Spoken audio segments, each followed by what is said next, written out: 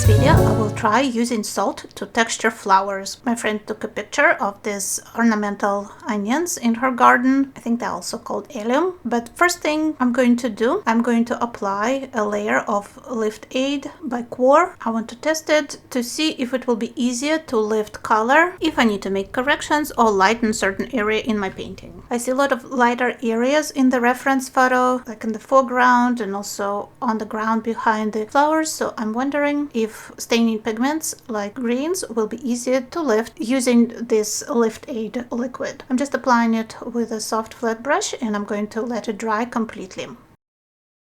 Once the prep work is done, I can start painting the flowers. I'm going to start with the flowers themselves. I slightly dampened my paper from the spray bottle. The purples that I have on my palette are a little too gray, I would say, for this color. This is very intense purple, so I am going to mix it from cobalt blue and ochre pink. And I want fairly intense mixture because this is my focal point. I want them to be bright and saturated. Treating them as simplified shapes. I'm not painting any details obviously at this stage, and you see I'm kind of dabbing brush strokes on paper because I want to transfer as much pigment as possible onto the paper. The centers are slightly transparent. I can kind of see the grass behind them, and also there are those darker stems, I guess I should say, that hold those tiny little purple flowers. So I want more intensity on the perimeter of the flower, of each sphere. And there is one pink one behind. Let's do that too. And immediately I'm dropping some salt into wet watercolor paint. I want a lot of texture, so I'm not going to wait. I'm going to try and texture my watercolor as much as possible. And I also want soft edges, so where I didn't have enough water and the edges were a little bit hard, I can soften them by spritzing them slightly with water. I'm going to lay my board flat and I'm going to wait for the flowers to dry. Now we can work on the background. Because we have so much sunshine in the background, I'm going to start with a yellow wash.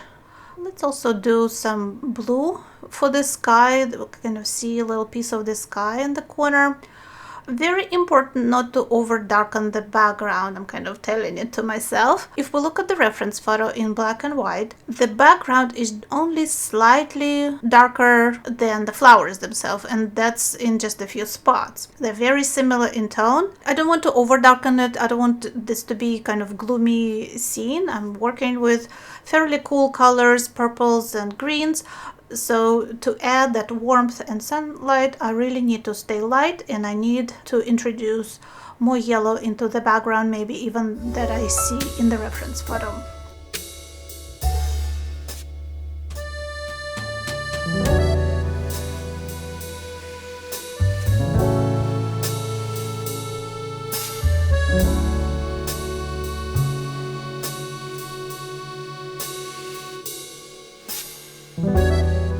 Applying kind of textured brush strokes. There is a lot of foliage, a lot going on, the grass, so I can't really work with a flat wash. I need some texture right from the beginning. Splattering also helps to create texture.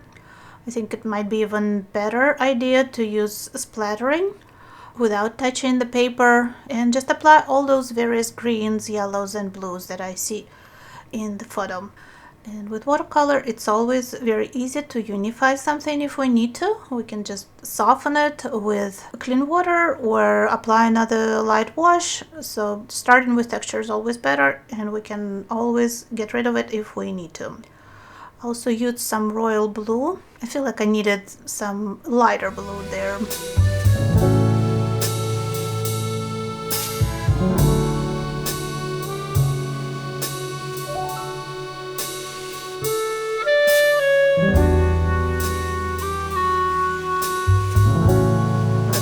Foreground. I will first paint those shadows. There will be some stems here somewhere. Of course, I draw a couple parallel lines. I didn't want to do that, but I'll get rid of them later. So there will be some stems, and then behind them there will be lighter grass and some patches of sunlight.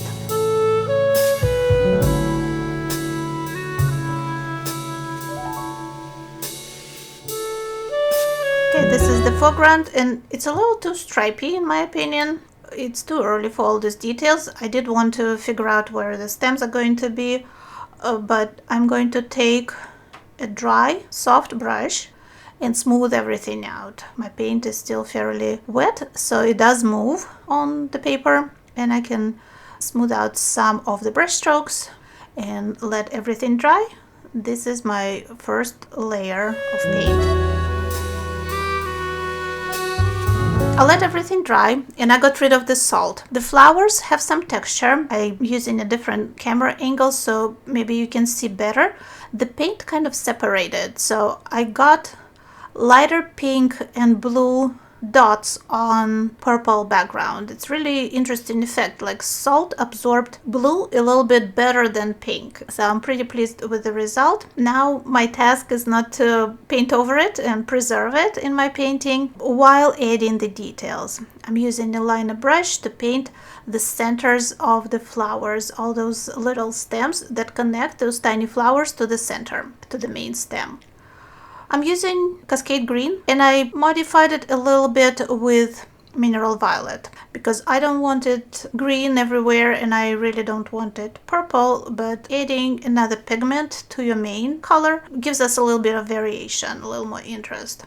And of course, it's very important not to draw continuous lines, but to work lightly with light brush strokes and to vary their direction, of course, and also their thickness, because those little flowers cover up some of those stems in some spots. You know, there are different angles, the light falls differently, so I'm trying to convey that in my painting as well. There are also some flowers that we see kind of pointed towards us. I'm not going to paint them. I will try to bring them back a little bit later with some splattering. You will see in just a second.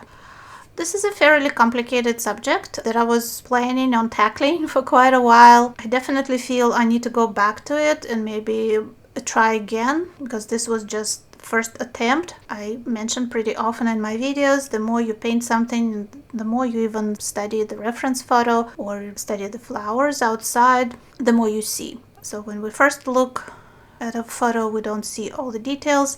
But as we start painting and we start looking at it, we start to understand the structure and the colors a lot better. So this was just a quick experiment. I wanted to try salt for texturing flowers to see if it's even suitable approach. I think I will be going back to this subject. And let me know in comments if painting small clusters of flowers like this one is something that you're interested in. Maybe you have these ornamental onions in your garden. Let me know what you think about the subject matter. I'm also using some more intense color to paint some of those small flowers. Of course, I'm not going to paint every single one of them. It will take too long. I don't have that kind of patience. A few light brush strokes to just find a few details in those spheres of flowers that we see, in those clusters. Okay, I think it's time to work on the stems. They have QoR shadow on them, but they have light. And painting them with a dark color is not going to work very realistic because they have some sunshine on them. So what I'm going to do is try and lift some paint to create that light area on each stem. And I'll do the same for the leaves. You see the leaves are very light and I basically didn't paint them. So I need to lift some color for the leaves, and I will tell you that Lift Aid definitely works. Greens are fairly staining colors and they're not easy to lift.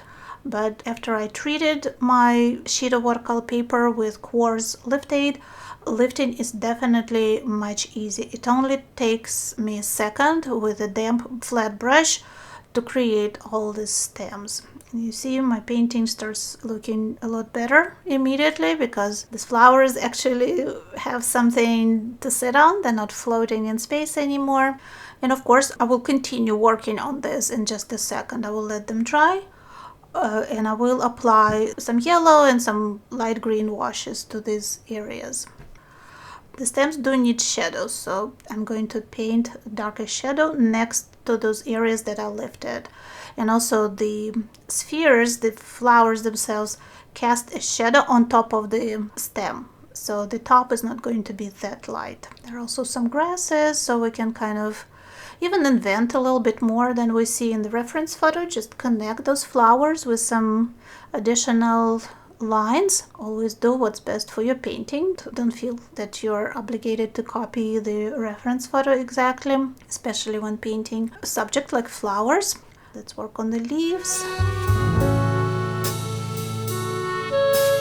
And I feel I need to soften the centers a little bit. They're very defined the way I painted them, but because they're kind of further away from us and there's a little shadow there, we're not going to see them quite so defined. And maybe they can be a little bit darker too. If you squint and look at these flowers, you will see that they each have fairly dark centers. So let's do this with a flat brush, a little bit softening, adding a little bit of color, the same mixture of Cascade Green with the tiny addition of Mineral Violet.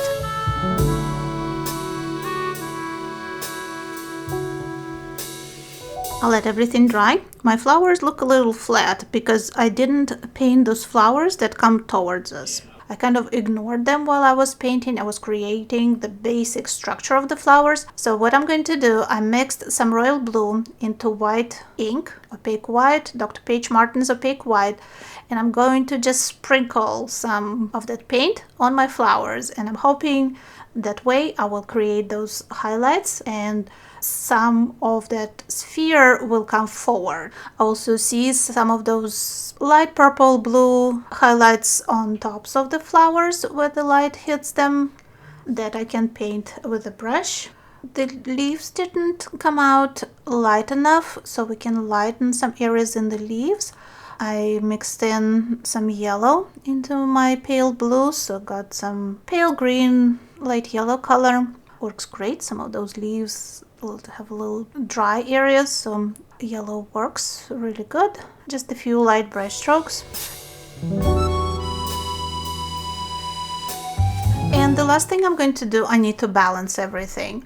I feel that my painting is too close in tone. I know it's always good to kind of ground your painting, so to make those flowers sit on the page and not just float in space, it's a good idea to darken the bottom just a little bit. And I also see that some flowers stand out much better because they have darker areas behind them, and maybe that's what we can do. I can darken the background behind the flowers in just a few spots without going too heavy-handed on it, in a few areas to make them stand out a little more. I went back to my mixture of green and mineral violet. I'm using a little more mineral violet in some spots, a little more green in other spots. I'm applying that with a flat brush around my flowers, and of course I will need to soften the other edge to make that background blend with the rest of my painting.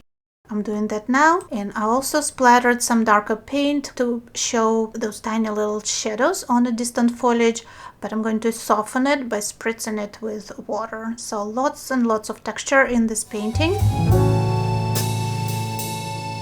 And let's add the highlights. A little more white ink, just sprinkling it on the flowers to make them come forward.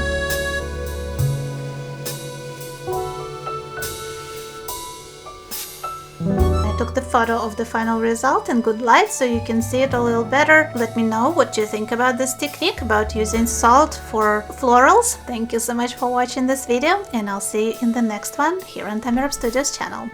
Help other artists to see this video by liking or sharing it. To see future videos, subscribe and click the bell button to be notified when they're published. Thanks again and stay creative!